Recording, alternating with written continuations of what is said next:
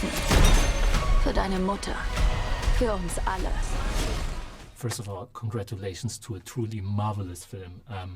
For you yourself, as someone who's such a visual storyteller, is it especially fulfilling to actually get the film into cinemas now and to see the film seen by an audience in the cinema and not just on a laptop or a tablet and so on? Yeah. So satisfying. It's always that final piece of magic, and a big magic, is to get it in front of an audience. And the experience, when it goes well, is you have an audience that for a while is silent, and you're watching, and then your first moment happens, whether it's a laugh or a scream or a cheer, and it's an explosion, and then you go, oh yeah, we got him. Yeah. And so that's the magic feeling with this one. Als ich klein war, hat mir meine Mutter immer eine Geschichte erzählt. Von einem Dämonenkönig und seiner Armee. Sie brachten Feuer und Schrecken übers Land. Bis sie dem Beschützer des Volkes gegenüberstanden. Den weißen Affen.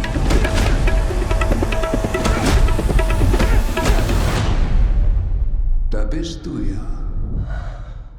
When I researched actually for the film, there were so many incarnations of the story, how you actually got to acquire the rights for Monkey Man. Mm-hmm. So I would love to hear your version of it to kind of open up that Rashomon tale of different stories. It is quite vague and unclear, but I'll tell you my my side of it was that I got a call from the rep saying that there was a Dev Patel action film that I should take a look at, and so I did, and it was 90% done. There was a couple of things maybe you could tell it was unfinished, but it was clearly this very special film that was a throwback to when films were great, in my opinion, and attentive of detail. And so I called Dev, and he was at a point where he was on the brink of defeat. This is where all of us directors find ourselves at many points. And all I know is there was an opportunity to get Universal, to convince Universal that to buy it, and that this would be a wonderful and perfect theatrical release. Dev and I sort of saw eye to eye. We shared war stories, and I shared it with Universal. They agreed, and then they went in and did the hard, vague work of making the deal happen.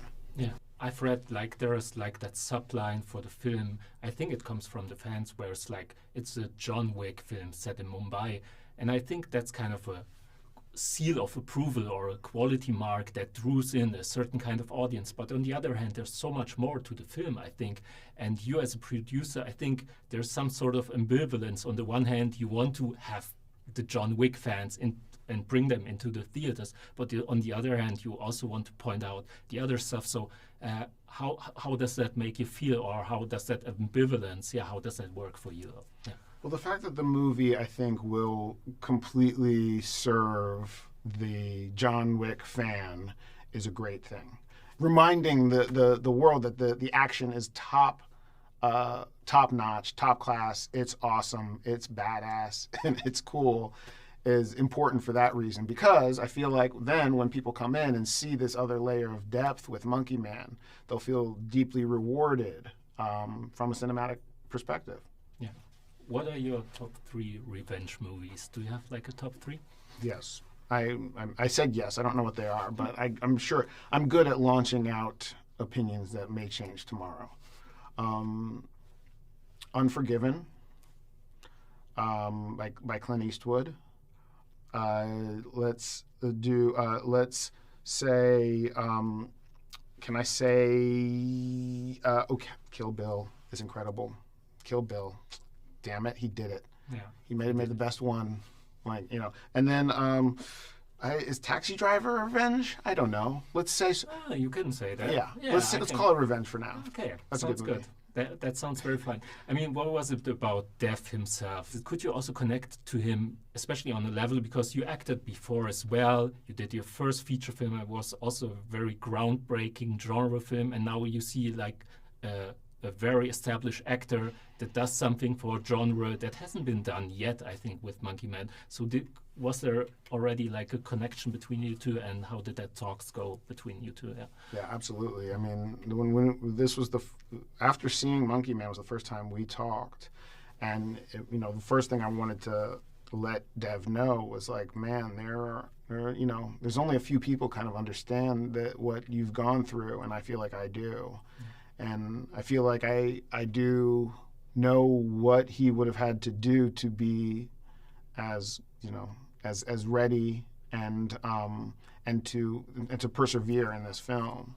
So yeah, I mean the first thing was just this spiritual virtual Zoom fist bump that was just saying, man, I know what you've been through, but I can also only imagine what you've been through.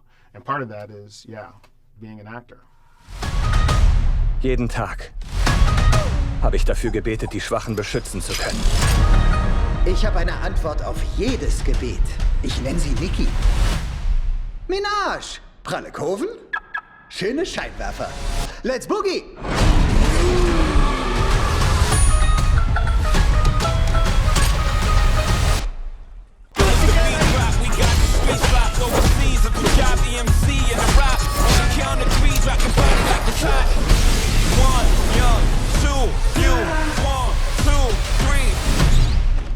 We have that sort of very successful John Wick franchise. Is that something that you also talked to Dev about? I mean, like, could there be any sort of continuation of that story? And would you love to see some more of Monkey Man? Yeah. I would love to. I'm honestly excited for whatever Dev does or wants to do next. I think part of what makes Monkey Man amazing right now for me is that it's not a film that feels like it doesn't feel like we're starting a franchise in a very good way. It's a film that owns itself and stands on its own four hands. Is that a good pun? No. Oh, it's a good pun. Okay.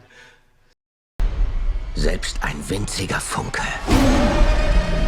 kann alles entfachen.